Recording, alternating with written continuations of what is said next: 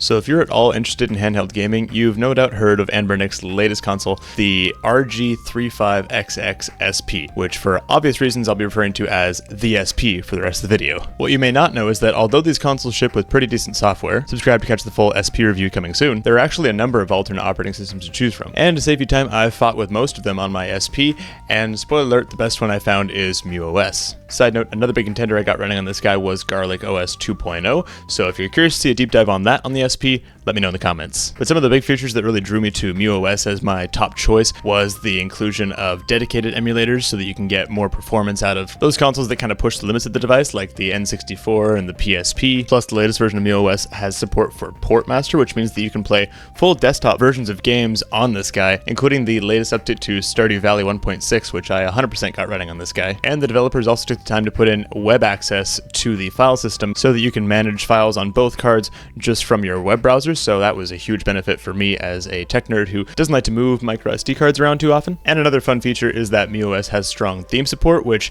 I had a little fun contributing to, as you'll see later in the video. If you want to try out the other operating system options for the SP, by all means go for it. It's pretty low risk considering you're just flashing a micro SD card, popping it in, and seeing if it works or not, or if it does what you want it to do.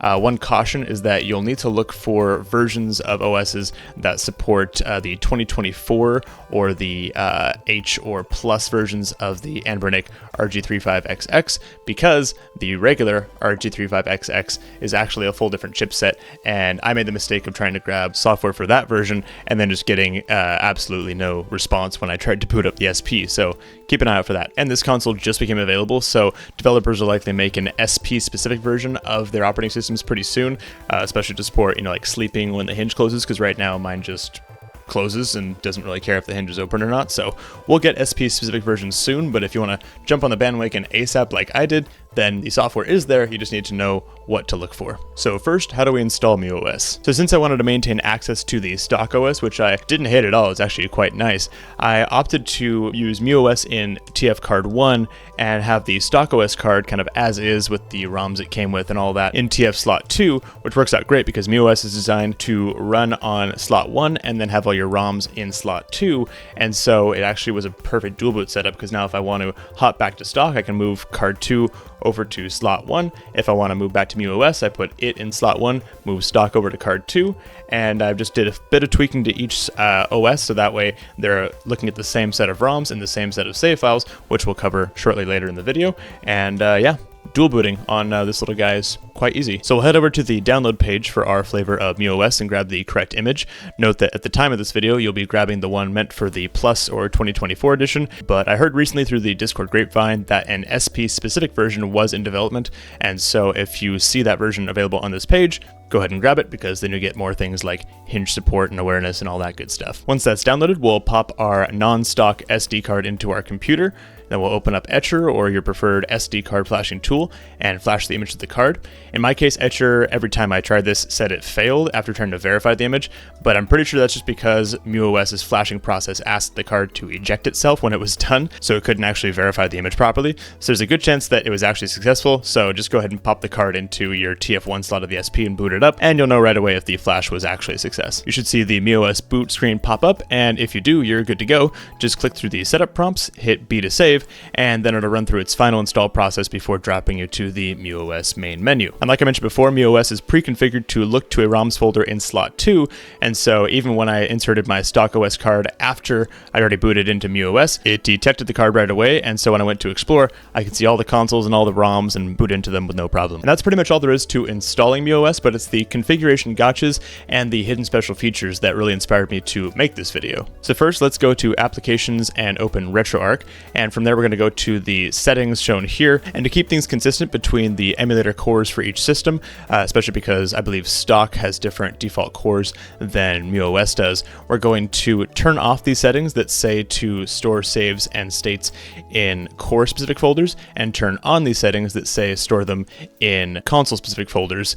That way you'll have an N64 folder of all your N64 saves, a SNES folder of all your SNES saves, etc. And I chose to do this just to save myself any headache in case I want to switch around cores 64s and not have to be copying and pasting save files all the time, because generally they all use the same save file anyway. Once that's done, we're going to head over to the directories area of the RetroArch settings and point our saves and states folder to the locations used by the stock OS card on card 2, and that's all we need to do for directory mapping. One thing to note is that because muOS is using dedicated emulators by default for the more advanced consoles like 64 and PSP, those are probably going to have their own set of settings for where they save their saves and states, and so if you want to adjust those directories, you'll need to go into their specific settings. Like for muOS64, at least I think that's how you pronounce it, has its own config files in the file system, which you can edit pretty easily using the web interface, which we're going to cover in a second. And for PPS-SPP, you'll have access to the graphical settings as usual. Scene change. Next thing we're going to do is head over to config and then network, and we're going to press X to scan for the SSID of the Wi-Fi we want to connect to, and then punch in the password, hit connect. It takes maybe half a minute, but once we're online, then we can navigate over to web services, and what we're going to do is turn on the SFTP/web access, and as soon as that is toggled, we're then able to go to the IP address of your device on your web browser, as long as you're on the same local network. So in my case, it was like 192.168.2.90 or something, and then you just put :9090, and then it'll prompt you with a login screen, which the password and username are both lowercase muOS. And once you're in, you can access both the content of SD card 1 and SD card 2. And the first thing I recommend doing once you're in there, at least in my case, is to fix the controller mappings for the Nintendo 64, because at least for the version of muOS that I was using, the default mappings meant that I could never actually look left with these C buttons, which if you're trying to play Mario 64 is quite frustrating. And so what I chose to do was to map L2 to C button left, R2 to C button right, and then X for C up, and A for C down, and finally setting the left bumper to Z, largely because if you've ever played an actual Nintendo 64 controller, you know that you almost never put your left hand over on that far end of the controller. It was always on the middle part, and so we actually need to map for Z, R, C buttons, A, B, and the joystick. Which sounded easy enough until I started to try and edit the config files to make those changes, and the changes just weren't taking effect, and I was banging my head against the wall, and I finally just reached out on the muOS Discord to the community and was like, hey, what am I missing here? And the hot tip is that by default, the Rice plugin for muOS64 is in use, and so you need to edit the config file that is specific for Rice, because that is the controller mapping file it's going to look to. So unless you've changed the 64 plugin you're using, you're going to want to edit the file named muOS64plus-rice.cfg, scroll down, and you'll see this sort of input 1 section. And then if you want to make the changes that I made, you can pause the video right now and copy my changes verbatim. You can see I've added a few comments here to try and make this a little more readable as to what buttons are which. And once done, you can save the config file, and those changes will take effect immediately for the next time you boot a 64 game. FYI, I have tried nearly all of the 64 plugin options available on muOS, and I strongly recommend Rice for the smoothest performance, because other ones were just super choppy or the audio was glitchy, whereas when I run games on Rice, I'm actually attempting to play through games that I haven't beaten before, like the notorious title Donkey Kong 64, and I'm actually cruising through it. It runs super buttery smooth on Rice on the SP, and so we're going to probably try and finish the game for the first time in my life. Okay! While we have the web UI open, we can also load up some themes for this guy, and to get those you're going to head over to the muOS Discord, which is linked from their website, and then you'll see the section called themes, and on that page you'll see a grid of all the themes that are available, just made by the community. They're all generally free, which is wonderful, and if they say Beans at the front of it, that means that they were made for the recent Beans update, which likely means that they have a few more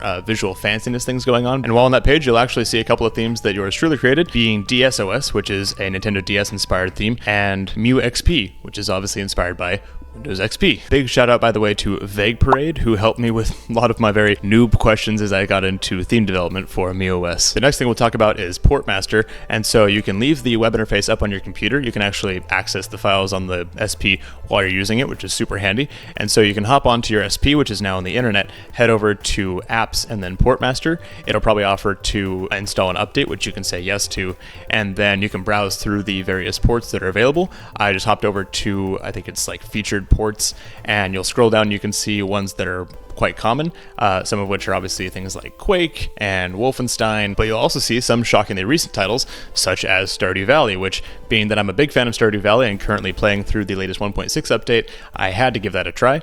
And so what you'll do is you'll go ahead and hit install on that, and then either on the ports page or in like a readme file that it leaves installed on the SD card, you'll see some instructions for any supplementary files that need to be added. For example, if it's a paid game, then you will need to supply some source files showing that you actually paid for the game. And so for Stardew Valley, in my case, I needed to go to my Steam account and set in the betas tab, set it to compatibility, which made it download a Win32 version, and that would copy those files that it downloaded to, I believe it was the ports Stardew Valley GameDir or game data folder. And once that was present on my SD card 2, then the little .sh script that it places on SD card 1 was able to fire all that up, and it took maybe a good minute of like black screen load time, but then once it was up, Stardew Valley 1.6 was playing perfectly fine. Like the load times are a little slow because it's loading off of an SD card, but I mean, I was able to like do a full proper day in Stardew. I planted some parsnip, I was watering it, I was clearing my farm, so yeah, I might actually like copy my current Windows save file over to this thing just because the battery life is insane and it's just pretty cool to play it on this little form factor. And finally, just a few random like tips and tricks to round out this guide. Firstly, one thing that was hard for me to find was how to change the core for a platform, and actually all you have to do is when you're in the Explore window and you're looking at a game inside a directory,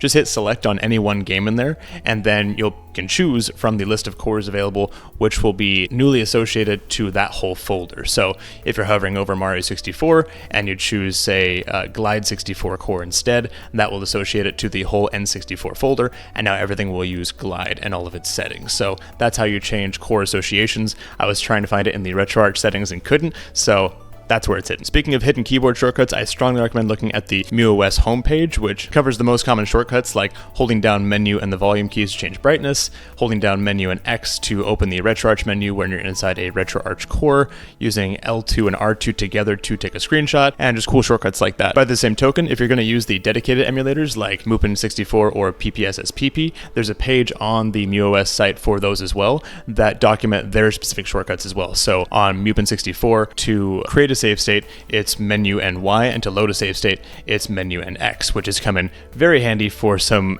difficultly created platforming levels on 64 games. Also, if you're even mildly artistic and want to play with making a theme for muOS, it's actually quite easy. The process that I found was super easy is just to find a theme on the Discord themes page that is very similar to the one you want to create, especially with the color and font and placement of the menu UI. Download that and unzip it, and you'll see that most likely the theme that you want to create is just a collection of carefully sized and named image files, most of them PNGs, and then you can just create your own that are of the same type, and then just place your files over top of the existing ones. And then once you're done, you would just zip up all the theme files, not the parent folder, but like all the like images, sounds, font folder, all that stuff. You would zip all that up and then just copy it over to your themes folder, which I believe is located on the SD1 card, and then inside muOS and then theme.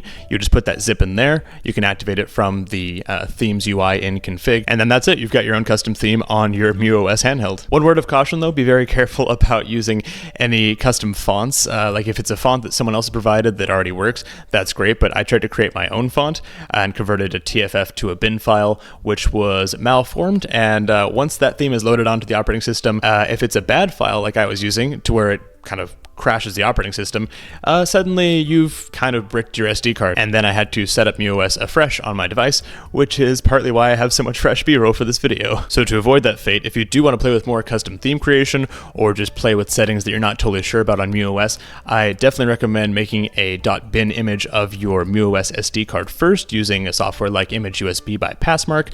Creating that bin will then let you do whatever you want, and should something go wrong, you can just reflash that bin file to your microSD card and save you all the time that you had spent up to that point of configuring it. Basically making a save state for the SD card. Super handy, and you probably won't regret it, especially if you end up needing it. Editing Coulter here. After filming, I did finally figure out how to copy over the nice Anbernic stock bezels over to muOS so that you can get the original Game Boy Advance and Game Boy startup animations, as well as the nice SP look at the bottom and the sort of DMG border look for the original Game Boy. To do it, it's a multi-step process. First, you'll want to hop over to the web interface, and you're going to copy these bezel files from SD2 over to the location muOS is already using on SD1, and then I went ahead and renamed them so that I would be able to reference them easier instead of the default naming, which is a matter of changing the file names and editing this line of the config file. While you're in here, you're also going to make sure you have your GBA and GB BIOS files put in the muOS BIOS folder. I tried copying the ones from Anbernic's SD2 card, however they appeared to be empty, so I just downloaded some fresh ones from the internet. Then on the SP, when you're in your list of GBA games, you want to make sure you set it to MGBA, at least that's the core I chose to use in this case.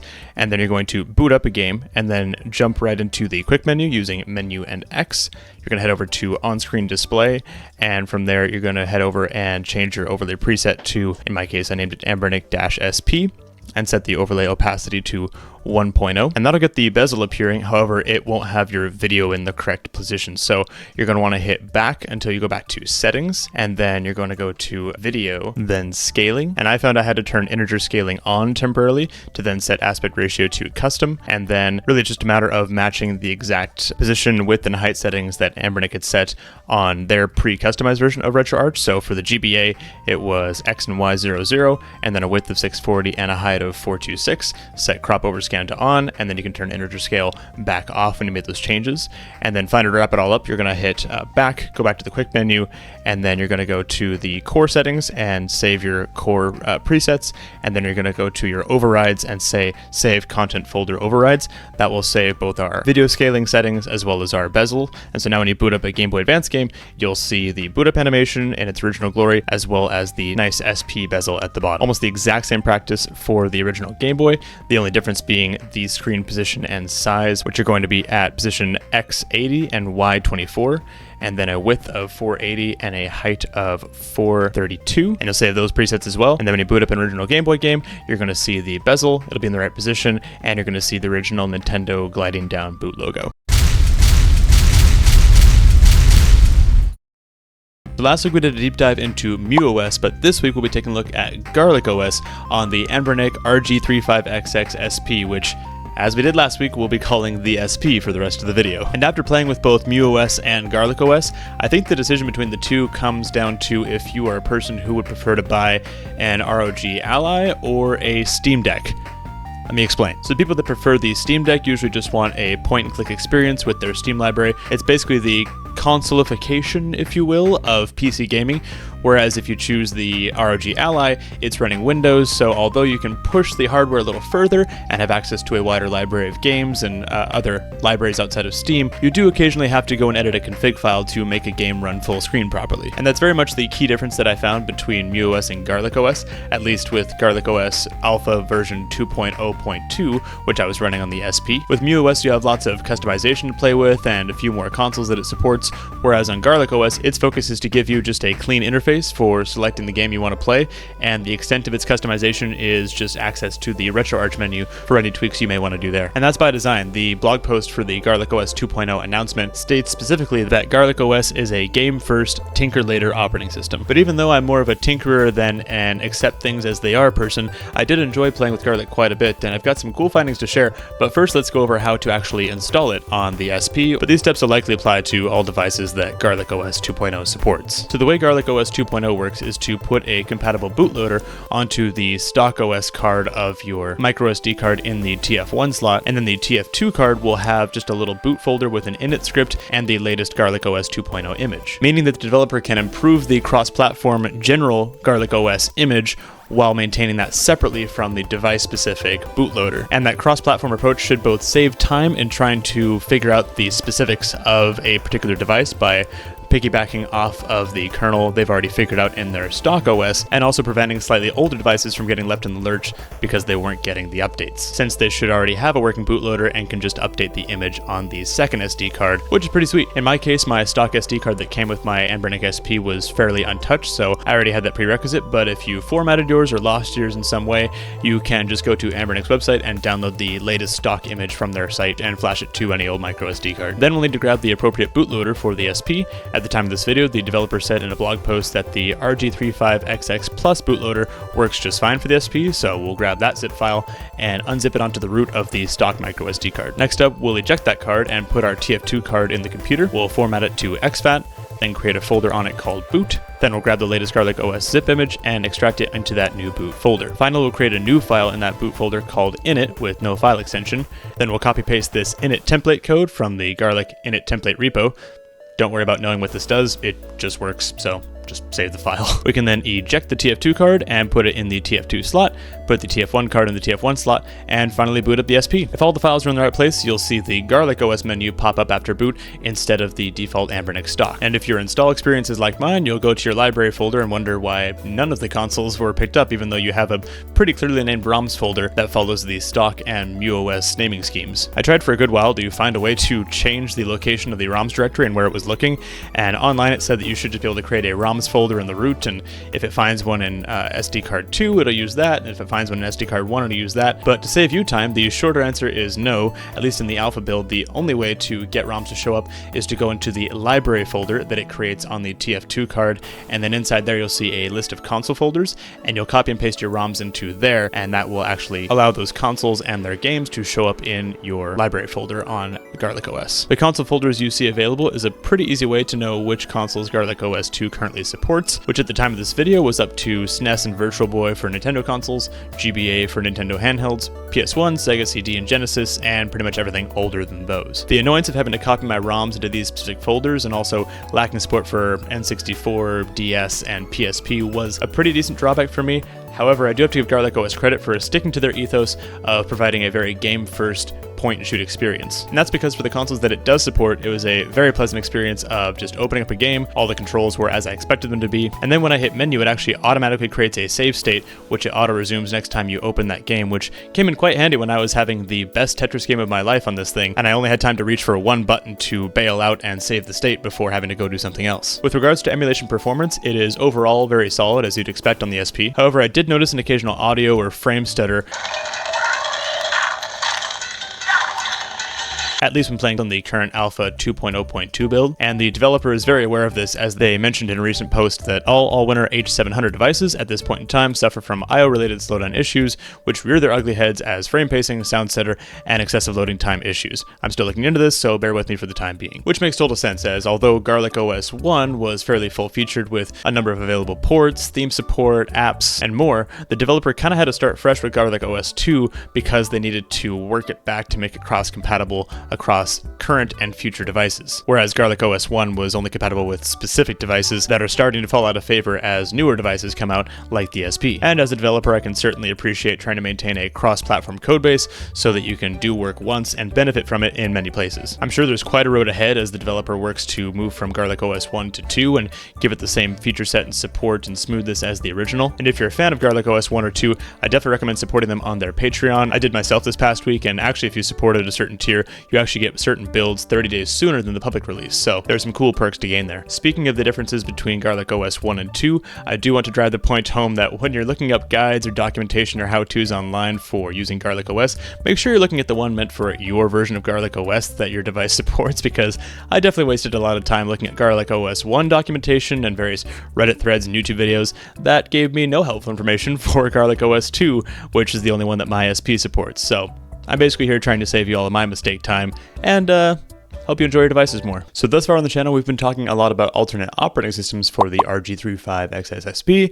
However, today we'll be taking a more hardware-focused approach, tackling two of the biggest gripes people have had about the SP. If you've watched any review videos for the SP, you know that one of the biggest complaints is the clickiness that it has, which I do agree with, especially on the start, select, and menu buttons. They are so loud. And also the fact that the loose shoulder buttons make this thing feel a little less premium and a little more like a retro-themed maraca. This is so terrible. But thanks to some new friends on the muOS Discord, actually they recently told me after watching one of my videos that it's pronounced moose, so I guess thanks to some new friends at the Moose Discord, I've learned that both of these button-related issues can be fixed with materials you probably have lying around your house, so let's jump into it. To achieve either or both of these fixes, you will need to take apart the SP, which is pretty easy if you have a decent set of small electronic screwdrivers. In my case, I have my iFixit kit, which includes a T6 torque bit, which we'll use to grab these 4 screws off the back of the SP shell. Then we'll carefully lift off the back shell with the battery inside, and we'll unhook the battery either with our fingernail or a plastic spudger. And with that aside, we'll slide off the bumpers and set them aside, as well as the volume and power/reset buttons, and then remove these 3 small Phillips screws that hold down the motherboard. I've seen some videos where people prefer to keep the screen ribbon cable attached and then just open it up and have the buttons dump out the other side so they can access the face buttons underneath the front part of the shell, but I'm no stranger to taking ribbon cables off and reinserting them. So in my case, I just flipped this black tab up with my fingernail, slid out the ribbon, and then the motherboard was free. At this point, it's worth noting that I've seen some people use masking tape for this mod. I prefer electrical tape just because it's a little more rubbery and it just feels a little more appropriate to stick directly onto a PCB, but it's totally up to you. As far as the thickness of the tape, like how many layers you put on each button, I've seen varying opinions ranging from put 3 layers on everything to the config RGC recommended, where he put 2 layers on the D-pad, 3 layers everywhere else, and I think 2 or 3 layers on the shoulder buttons as well. But in my case, after some testing, I ended up with 1 layer on the start and select buttons, 2 on the menu button, 2 on the D-pad, and 3 on the face buttons. I actually don't mind the shoulder buttons clickiness, so I didn't put any tape on them. I just fixed the rattling, which we'll cover later in the video. When applying the tape squares, I definitely recommend trying to apply them as smoothly as possible, both on the button and around them on the sides and board. And you can see here where I was smoothing it down as I went with a spudger or my fingernail. And you also see that little tape bubble on that corner button that I didn't notice until I was farther along, but thankfully it didn't affect gameplay once it was reassembled, so it didn't matter anyway. To make sure everything feels good, what I was doing to test was to screw the motherboard back down to provide some fairly accurate resistance on the PCB,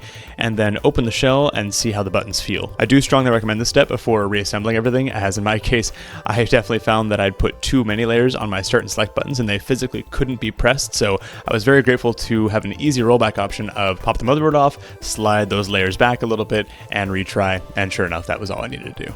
Once you're satisfied with the feel of the buttons and the volume of them, now we'll turn our attention to the notorious rattling. And Moose Discord user Kodiox definitely deserves a big shout out here, as I was basically following their recommendation and screenshots beat for beat. I added a little bit for the side buttons, but yeah. Thank you very much, good sir, for your assistance on this one. So first you want to grab some packing foam or something similar that's quite thin but pliable, and then something to cut it down to size like an X-Acto knife. You'll see that I ended up cutting my pieces of foam for the shoulders pretty thin, and I found through trial and error that the ideal size was a small square that's just big enough to tuck between the shoulder buttons, but not so big as it might curl under the shoulder button and affect functionality, which I had happen with my first attempt. Once those 2 foam pieces were in place, I temporarily held the back shell on just to do a new shake test, and I was surprised to find that the shoulder buttons were dead silent, but there was still rattling, which I realized was coming from the power reset buttons and the volume rocker, which are also just kind of left to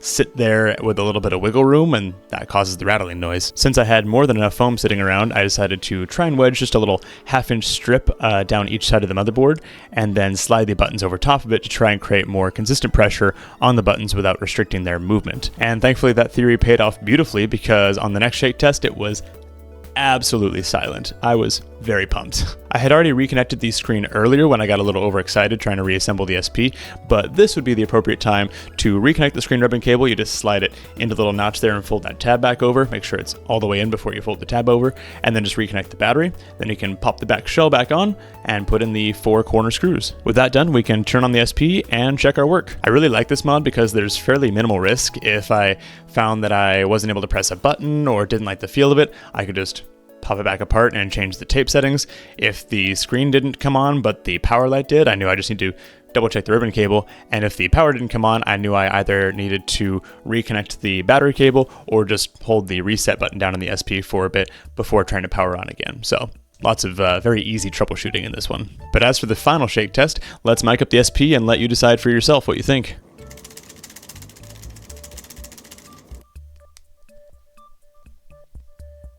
And now for the final button gameplay test.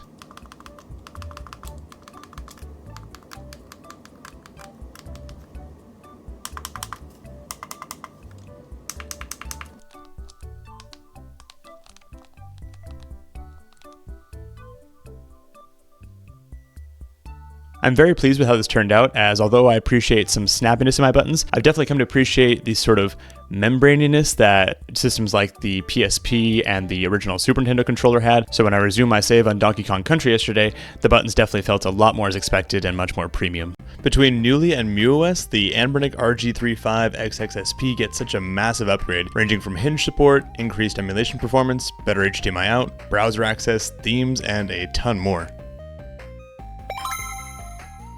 It's time we finally talk about Knulli on the Anbernic SP. You guys have been asking for it. It straight up won the poll that I posted a couple of weeks ago, and I'd actually planned to do a dedicated video about Knulli on the SP this week, but at the start of this week, I got a ping on the muOS Discord. muOS Discord? muOS? muOS? I just don't get why you're saying it that way. Why I'm saying what way? Forget it. I will forget it. But the muOS Discord had announced that the first SP-specific build of muOS has been announced this week, so that means it's got hinge support. And given that hinge support was one of the biggest cons I saw you guys had noted in my previous muOS deep dive video, and given all the hype I've been hearing about Knulli, I think it's time we pit these two head to head. But you know what doesn't need to fight to be good is this video sponsor, KeysFan. KeysFan offers cheap and legal OEM software keys, which is 100% official and enjoys online activation, has 24/7 customer service, and lifetime after-sales support. When you choose OEM products, you're ensuring authenticity and legitimacy. OEM stands for Original Equipment Manufacturer, meaning these products are made by the same company that produced your device. Say goodbye to worries about counterfeit goods. OEM products are the real deal, designed to seamlessly integrate and enhance your user experience. Their products range from Windows licenses like Windows 10 and 11 Pro to Microsoft Office, both for Windows and Mac, as well as helpful tools like antivirus softwares and audio mixers. Check out the links in the description to redeem your coupon code today. So first, let's cover how to actually install Knulli, because we actually haven't had a chance to talk about it on this channel yet. Their documentation is pretty clear, so it's mostly a matter of going to the install page on their website,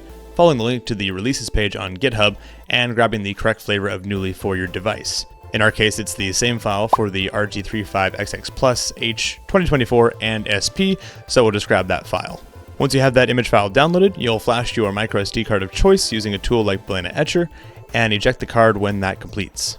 Finally, we'll pop that card into the TF1 slot of our SP, boot it up, and let it run its initial installation process. After a bit, you'll eventually see the lovely emulation station front end. A really nice treat worth mentioning is that the Knulli devs went the extra mile and actually preloaded the image with a few open source games that you can jump into right away, like the SNES Donkey Kong adaptation Classic Kong. But to load our own games onto it, we'll need to press the Start button to open the main menu, head over to the network settings, enable Wi-Fi, click on the SSID line so it can scan for available networks, select your network of choice, punch in the Wi-Fi password, and hit B to save our settings and connect to our network. After that, you should be able to connect to your device named Knulli on your network. If you're on Windows, you'll do 2 backslashes and then Knulli. If you're on Mac, you'll have to use the Go to Server option, and that's covered in a bit more detail on Knulli's website. But once you found your SP on your network, you'll be able to access its share partition and then copy ROMs into their respective folders. Now, this will be the primary way that most users will copy and access files on Knulli, and we'll cover why that is a little bit later, which brings us to the pros and cons of Knulli. I'll rapid fire these a bit so we can get into the head-to-head with Knulli versus muOS, but starting off with the pros, Knulli is a fork of the popular project Batocera, so it benefits from a lot of the polish and work that's already gone into that project, which definitely has sped up its polish process. It supports both RetroArch cores and dedicated emulators similar to muOS, which helps really maximize the performance options we have on these relatively lower-end chips. It has Bluetooth support, so you can easily pair a controller when you want to plug your SP into your TV. Their website provides very nice, clean, and decently fleshed out documentation, including a helpful quick start. And of course, it has that really pretty emulation station front end, which gives it a really polished console feel. As for the cons, I will mention that Knulli uses the ext4 file system. If you haven't heard of it, it's a Linux file system, and they use that for the share partition by default, which is where the games, saves, configs, and all that are stored. And they made that decision so that they would have better port master compatibility, which is appreciated. But if you don't really care for that and you would rather have your SD card more accessible on Windows and Mac using something like exFAT, they clearly outlined on their website how to change over the card to exFAT for that partition. So because they give you that option and clear steps to change it, I'm going to call this a sort of half con. Also, like all custom firmwares for these retro handhelds, it's not without its bugs and work-in-progress features, such as certain emulators not being able to run quite right when it's using HDMI out, and we'll cover that more in the head-to-head. Also in the cons list, related to the ext4 file system thing we mentioned earlier, that also means that you're restricted into where you can store your ROMs. So if you've got a big folder of ROMs that you're hoping just to slide into the TF2 slot and have it pick it up automatically like muOS does, you will be a bit out of luck because it actually recommends you format your second SD card to ext4 as well, and then access it via the network. And so unless you happen to have a micro SD card that's formatted into ext4 or the correct exFAT layout with all your ROMs on it, you'll probably have to do some extra legwork to get that dual card setup going, if you were hoping for that. Finally, one pretty big con is no, Knulli does not have hinge support. So if you were hoping for that, you'll just have to quick press the power button to put it to sleep mode until that support is released. But considering that they mentioned it in the release notes for this version, I'm pretty sure it's ports very on their radar and will be coming quite soon. Now let's turn our attention to the muOS update, which, as noted before, it has now added hinge support.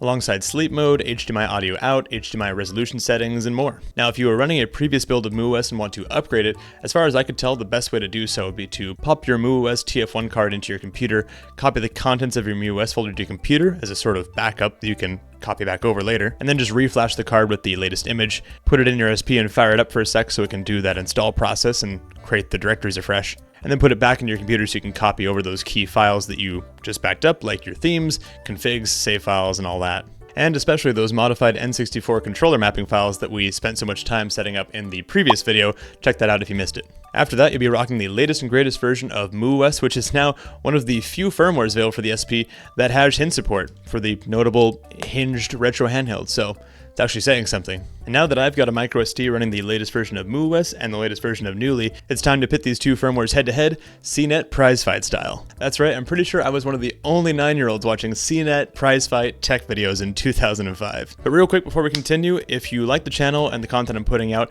if you wouldn't mind hitting that subscribe button down below, it would mean a lot. We actually just crossed 1,000 subscribers just in time for my birthday, which is on July 1st, Canada Day, so there you go. And if you click the button, it even gives you a little dopamine addicting animation, so have fun with that, and thanks so much. Alright, so round one is going to be emulation power, smoothness, and the ease of configuring those emulators. This one's a very close call, as both run RetroArch great and leverage its configurability just like you'd expect, while also utilizing dedicated emulators like muOpen64+, PPSSPP, and Drastic for smooth performance on those hungrier systems. I'm not one to clock which one gets half an FPS better in performance, but I have found that with all these systems I've tried on both these firmwares, at least if you know how to change the emulator core you're using, it's perfectly playable and smooth. As far as configurability of both of these firmwares, they both rock at RetroArch stuff as you'd expect, but I did have to edit a config file manually on both of them so that I could get the correct N64 mappings on the SP, which does lack a right thumbstick, and so I had to do my crazy, this is C up and C down, and this is C left and C right. And in the muOS video, we covered how to change that, and side note, in Knulli, it turns out that file is located in share, system, configs, muOpen64, input.xml, and then I had to change the upper half of that file to get my controls to apply. Also in this category, I know a lot of you mentioned retro achievements, and it turns out both muOS and Knulli both support it according to their documentation, so that isn't a swaying factor in this category. But it is hard to argue with that emulation station front-end's ability to receive your controller mappings, port assignments, core selections, and then in most cases cleanly pass it over to RetroArch so you don't even have to open the RA menu once you're inside a game. You can just jump into the game console style and just play, and that's going to tip the scales just enough in its favor for round one to go to Knulli, which brings us to round two, which I've called console mode, essentially when you can dock it via HDMI out and pair a Bluetooth controller or some kind of controller to get that couch gameplay set up. As mentioned, muOS recently added the ability to change your HDMI resolution and use HDMI audio out, which definitely bumps up its credibility in this category. However, this time it doesn't support Bluetooth controllers, which is a pretty big killer of couch play. Plus, when I connected it to my TV, it was mostly a blown up version of what I was seeing on the SP screen, at least with the theme I had applied at the time, and I had to tell the SP to go into HDMI mode manually, which was a bit of a downer. Whereas Knulli had a pretty scaled up interface that popped up automatically because it detected the HDMI plug and then reloaded the interface to scale to the 1080p, as well as not just having Bluetooth controller support, but it was actually able to automatically detect that my 8-bit Do controller was in pairing mode, pair it, trust it, and just work. I was actually really surprised. It was even easier to pair it to this than it is to pair it to my Switch. The only snag I hit with HDMI out gameplay on Knulli was that some dedicated emulators required a bit of extra configuration or help to play nice. Like with muOpen, I actually had to turn off the bezels and manually set it to 16:9 aspect ratio. Otherwise, it would just straight up crash and come back to the home screen. And I also noticed that the Drastic emulator really doesn't like me playing with the screen orientation. Otherwise, it'll just sort of lock up the controls. So a couple little bugs, I'm sure to be fixed in a future release, but I did notice those snags. Knulli also gets some bonus points for including these beautiful bezels out of the box for the 4x3 RetroArch gameplay, so round 2 also goes to Knulli. Round 3 is hinge support. Yeah, muOS has it, and Knulli doesn't right now, so yeah. muOS wins round 3. Round 4 is network accessibility. And as mentioned before, Knulli can be accessed via an SMB share that makes it available on the network it's connected to, which is also its primary way of accessing files and moving them around, which does work quite well. However, I did need to go into the settings once and grab the IP address of the SP, since my Windows laptop could not find the Knulli device on the network, and even though it could like 10 minutes before, so I had to punch in the IP address manually and browse to it, so A little bit of a clunky there. Meanwhile, muOS boasts both SFTP and a web interface, which provides file editing capabilities, upload, batch zip download, and setting up network SMB shares as well. It is worth noting that Knulli has a web interface on the way, but until then, round 4 goes to muOS. Which takes us to round 5, which is theming and design. muOS's themes have a special place in my heart, largely because I built a couple of them, and that was largely because it was so accessible. If you know how to use Paint.net or something similar, you too can make themes for muOS. However, at this time you do have to go manually retrieve those themes and copy them over, and the same goes for scraped box art for your games. Whereas Knulli has a theme downloader and artwork scraper built right into the firmware, which should save you a lot of that file hunting time, as long as your ROMs are named correctly so that the scraper finds the right box art. Plus, since Knulli is a fork of Batocera, it supports the many themes built for Batocera, so it's pretty safe to say that you're going to have a larger library there. Also, I know it's a super small thing, but I really appreciate the subtle yet smooth transitions on the emulation station menus, which just makes the system feel that much more polished, and so for these reasons, round 5 goes to Knulli. Round 6 is ports, and this is also a very close round because they both run Portmaster, but based purely on the Stardew test where I installed the Stardew port on both of them, I found that it worked on muOS, but it didn't on Knulli, so I'm going to say that round 6 goes to muOS. Finally, round 7, which is documentation. This category might be a surprise to some, but as someone who just got their first retro handheld like this and was just trying to figure out how to get some custom firmwares going and get it up and running, clear documentation on a friendly looking website makes a big difference. And I want to be clear, I know full well as a developer that the time it takes to create new features and fix bugs almost always takes precedent over writing documentation, especially when you know that documentation will likely be going out of date as soon as you put out those new features,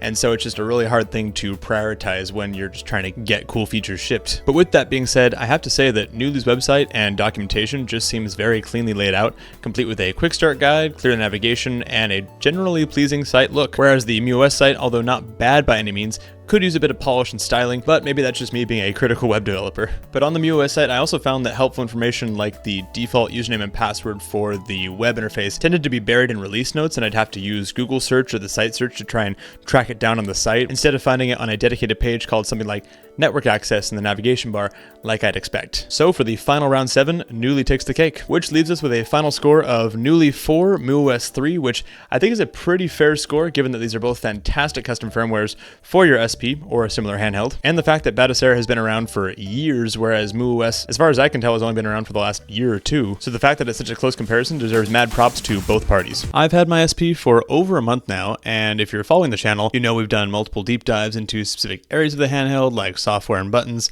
but how is it overall a month later?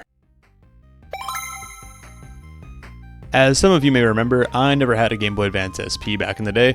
I was one of those kids that attached reading light accessories to their original Game Boy Advance and held out until the DS to finally own a Game Boy with a backlit screen. And although I could finally see my Game Boy Advance games when I was playing them back then, a part of me still wanted to own that silver Game Boy Advance SP that my best friend had. But finally, 21 years later, and after a nostalgia-fueled impulse purchase, I'm finally the owner of an SP that's better than the original in almost every way. First, let's rewind a little bit to the unboxing experience. Anbernic is really good at these shiny product outline boxes, which is really nice because I get a lot of products from China and they're usually just bubble wrapped and slid into an envelope, so this really added to the hype when I finally got it in the mail. And I was delighted to find that it shipped with about 50% juice in the battery, so I could fire it up straight away and discover the thousands of games that came preloaded on the device, which I should have expected but kind of forgot about after I ordered it, and the amount of recognizable IPs in the games list was pretty surprising. Another not so great discovery though that many have found is the Games Room Launcher tab that should never be used, as performance is significantly worse on games launched through here. I'm not sure if this launcher is using a different stack of rough non-RetroArch emulators or what, but yeah, just use the RetroArch launcher tab. But once a game is fired up through RetroArch, there's really not much left to do than just enjoy the gameplay experiences. Although I've released a number of videos about the custom firmware options for the SP, Anbernic stock OS is surprisingly solid and ready to enjoy out of the box. And that's not just with general performance, they actually took the time to add these much appreciated details like the perfect GBA SP bezel or the ability to change the face buttons into C buttons by holding R2 in N64 games, since obviously the SP has no right thumbstick, and attention to these small details is really appreciated. Despite all this, there were a couple of key shortcomings that had me researching custom firmware options for the SP within the day, notably the lack of remote file management because, I don't know, I just like to remotely be able to add and remove ROMs and change settings and all that without having to eject SD cards. And also N64 performance, I don't know if I didn't tinker with the stock OS enough, but I was just noticing too much stutter and I wanted to see if I could push the performance a little farther using custom firmwares. Plus I'm a tinker, and so I was just really curious what I could do with this thing. I first tried to get Knulli running on the RG35XX SP thanks to Taki Udon mentioning it in one of his videos, but at the time the SP build wasn't available on their GitHub. But a couple of hours later, I discovered muOS, which offered the features I was looking for and was happy to run on my SP straight away. muOS and I became fast friends, and I documented a ton of what I learned about it in my muOS video, so definitely check that one out if you missed it. From there, I heard a number of people throwing love at Garlic OS, so I then gave that a spin, and check out that video if you're curious. A couple weeks later, I saw that the SP build for Knulli was available, and a number of people had been mentioning it in the comments, so I decided to give it a spin, and if you want to know how Knulli fared head-to-head against muOS, I did a video on that too. Also during this time, I saw a couple of people quieting down the button clickiness of their SPs with a pretty simple mod, so I decided to do that myself and go a step further and fix the rattling bumpers the SP sports by default, and you're free to check out that video as well. Yeah, I've been doing a lot of SP content. Which brings us to today, about 1 month after I first received my SP, and you would think by the number of shameless videos I just plugged about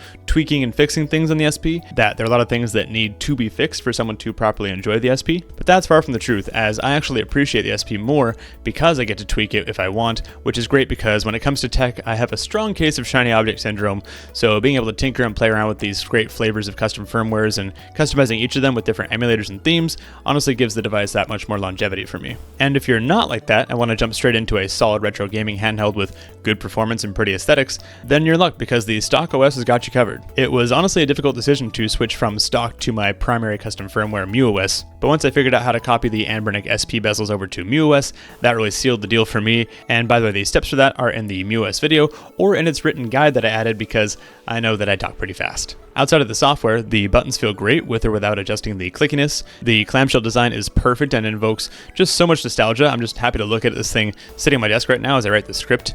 The battery life is great, especially compared to my ROG Ally, and it's a fantastic device for keeping by my bed for some retro gaming to wind down, or for a quick trip where I know I won't have much downtime to kill, but I still want something to game with.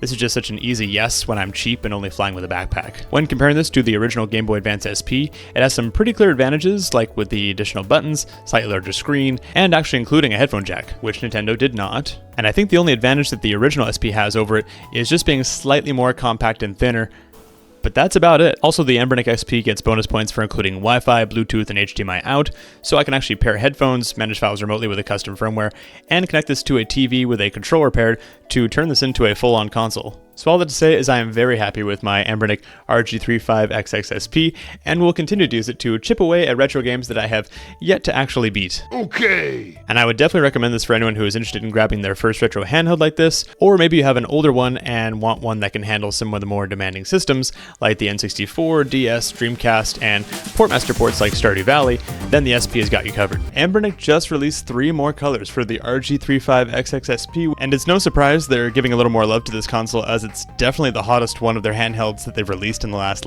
6 months, which I took the time to verify on Google Trends and make this pretty graph.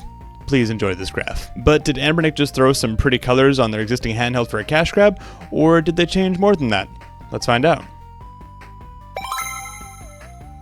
So I was torn between the new colors as they all look sweet, but then my wife noted that the green one is basically the Nintendo Jungle Green style, not perfectly, but it's really close, and once I realized that, I was absolutely sold on this color, and let me tell you, it does not disappoint in person. And pulling this guy out of the box, I was almost as excited as I was when I pulled my original SP out of the box just 5 short months ago. However, aside from the color, and as I was inspecting the new SP, after the obligatory installation of the included screen protector, I noticed that the face buttons and D-pad felt a lot better out of the box than the original run of the SP.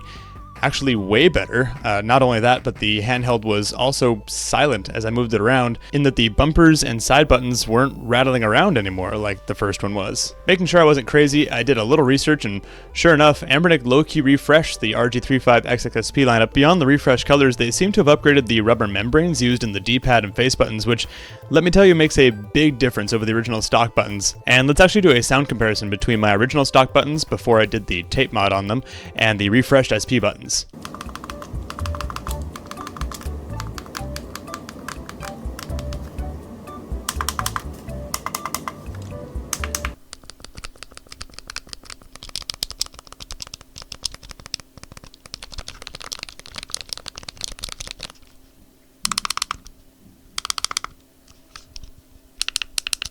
As you heard, the D-pad and face buttons are way more satisfying to use, and I don't intend to tape mod them this time around. However, I can't say the same for the start, select, and menu buttons, which are still pretty loud as you heard, so if it bothers me enough, I might throw a little electrical tape over those contact pads like before, but I think I'll keep them as is for now. As for the rattling of the bumpers and side buttons, let's also do a sound comparison between the original SP's rattle and the refreshed SP.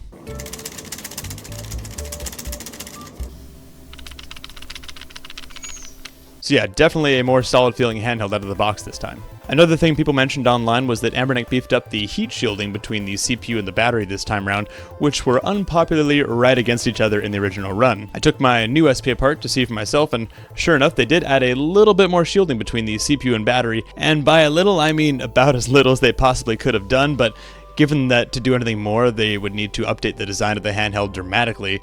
Any improvement is appreciated. At first I thought they just slipped a little bit of cardstock paper in here, but upon further review it's actually a piece of fish paper cut down to fit flush against the CPU, and essentially what it does is give a little more heat protection to the battery from the CPU or other elements of the motherboard. But in my opinion, the original design was not really an issue since the chip can't really get hot enough to threaten the battery, but it's nice to see this extra protection added regardless. Circling way back to the unboxing, one fun thing to note is that they changed up the case as well. Originally I think it was a hard shell black box. I wouldn't know it necessarily because I didn't splurge for it the first time around, and then I kind of regretted it when I did a lot of travel over the summer and was throwing my SP in a bag and worried I'd scratch its pretty aesthetic. But now the case is this presumably faux leather satchel style case with the Anbernic logo stamped on, and I think it looks pretty nice. As far as software goes, the Anbernic stock OS for the SP is exactly the same as it was when the original shipped, aside from maybe the minor bug-fixed versions of the firmware they've released on their site since then. But for those who saw any of my SP content in the last number of months, you know that muOS is my custom firmware of choice for my Linux-based Anbernic devices, and if there was any doubt, I can confirm that it continues to work great on the ESP, and is still my preferred way of getting a dedicated 64 emulator with the Rice plugin going to squeeze as much performance out of this handheld as possible. Plus, there's that pretty XP theme that some random tech YouTubers spent way too much time creating.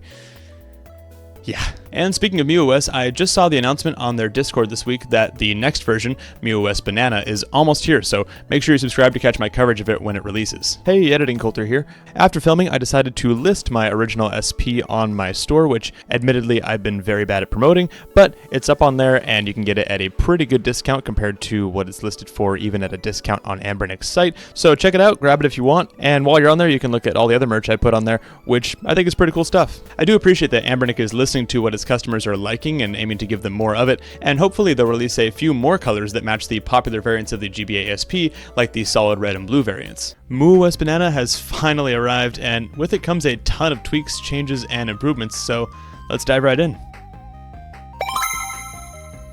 First, let's go over how to install the new Banana update, and it's important we pay attention to the note on the muOS website that states that there were enough changes to muOS's core functionality that this has to be a full SD card reflash rather than an in-place update, like when we went from baked beans to refried beans. But thankfully, that process is quite simple, and first we'll want to either plug our muOS SD card into our computer or connect to our handheld using one of muOS's many network connection options, like the web browser or FTP. Once we're looking at our SD card's files, we'll want to copy anything we don't want erased off of our SD card and over to somewhere safe like our computer. In my case, I grabbed my saves folder and my favorite themes, so I didn't have to go and download them all again, even though 2 of them are ones I definitely created myself, but it takes a lot of time to find those files on your hard drive. Shameless plug for my muXP theme. I should also note that if you're coming from a different firmware like Anbernic stock or Knulli, your precious cargo files like saves might be stored elsewhere, so feel free to take your time backing up files, as this next step will wipe the entire card. And if you're unsure, I'd recommend flashing a separate SD card to try things out, and then you can just move over your files later as needed. Once those files are safe and sound, let's grab the latest release from the muOS site at muos.dev, click on download here, choose release, open the single folder shown on the screen, or if there are multiple, choose the highest numbered folder. Then click on the build that corresponds to your device. In my case, I grabbed the build of Banana for my RG35XX SP, also known as the GOAT of Anbernic handhelds. Now we'll pop our SD card into our computer if it's not already, download and open up Banana Etcher, choose our newly downloaded Banana image, choose our microSD card, and hit flash. You might remember from a previous muOS video of mine that Etcher shows a harmless error message after the validation step, and that's still the case in this release, so don't worry about that. Once done, we'll eject our memory card from the computer and pop it into our handheld's TF1 slot. We won't copy the files over yet, that comes later as muOS needs to do a number of setup tasks on the card first. We'll boot up our handheld, set some basic settings, and let it run through the rest of its installation steps, which does take a bit, so now's a good time for a coffee break. When it's done, you'll be greeted with this nice credit scroll that highlights the top contributors, and it's a good time to mention that if you're a fan of muOS, I would encourage you to donate toward the project and devs, as they've done a lot of work in a relatively short amount of time to create, in my opinion and many others, is the best custom firmware available for Anbernic handhelds, and because of that I've donated to them myself. Crazy to think their Discord has only been up for about a year. Back to the installation, once you're greeted with the refreshed default muOS theme, we'll then choose to shut down the device, pop out our SD card, and copy back over the files we backed up earlier, which in my case were my saves and themes. We'll pop the SD card back into the SP, boot it up, and now we're free to explore what's new in muOS Banana. And what is new in Banana, you're probably asking? Well, in the significant changes list, they've added full pipewire support for low latency audio and video, better core selection, language support, the ability to store more user config data on your SD2 card, network profile support, support for the entire line of RG40XX line of Anbernic handhelds, being the H and V, and probably the one many of you will rejoice about the most, fixing the cardinal snapping analog stick issue that we saw in the RG35XX and the RG40XX line. Big shout out to the Gamma Squeeze for their amazing work on that. Now, if you think the list of improvements in Banana ends there, you'd be sorely mistaken, as there are so many. I'm just going to scroll the list of remaining changes on the screen right now, but you can read this full list under the release notes for Banana on muOS's site. Suffice to say, big shout out to everyone who contributed this massive round of updates to our beloved custom firmware. As for my observations, the first is more of a tip, which is if you're looking for the setting that controls what the SP hinge does when it's closed, that's under Configuration, General Functions, Power Settings, Sleep Function. I scrolled past that option like 5 times while looking for something with hinge in the title, and then I realized they probably named it something more general to try and be more agnostic across Anbernic devices, but regardless, that's where you can find that setting. I also tested the HDMI out experience, and although I didn't test it extensively prior to Banana, I'm pretty sure it was playing nicer this time, with 4x3 games automatically fitting my 16:9 TV nicely, and the OS detecting when I unplugged the HDMI cable and moving the display back to the handheld, which I don't think it did before. Most of us probably won't be plugging our muOS equipped devices into TVs too much, at least until Bluetooth is implemented, but it's good to see the TV experience getting more polished. And speaking of features that aren't in Banana that many of us would have liked to see in this round, those features are primarily Bluetooth support and the ability to search content, but lead developer Zonglebongle, it's just a fantastic name by the way, did acknowledge these items in their announcement post for Banana, and they said they'll be prioritizing those soon, along with any new bugs that come with the release, which is exciting to hear. Also, quick side note, but there have been so many new handhelds and developments in custom firmware that I haven't really had time to make videos about my own projects and creations, but I actually got full bore Windows 98 running on these Anbernic handhelds, and desktop Linux is on the way, so subscribe to catch those when they come out, and to encourage me to actually release them. But circling back, I'm just going to say again that I love muOS, and as a developer, it just feels like the OS I would have built if I had a lot more time in my hands to expand my knowledge of Linux kernels and niche drivers and the rest. But since I don't have that time, I just really appreciate everyone who's contributed to this project in any way, and I'm very pleased with this new milestone update, so keep up the good work, everyone. But despite this love fest for muOS, what's your custom firmware of choice? Is it muOS or one of the other big hitters like Knulli or even stock? Let me know in the comments and why. Subscribe to help the channel, and I'll see you guys next week.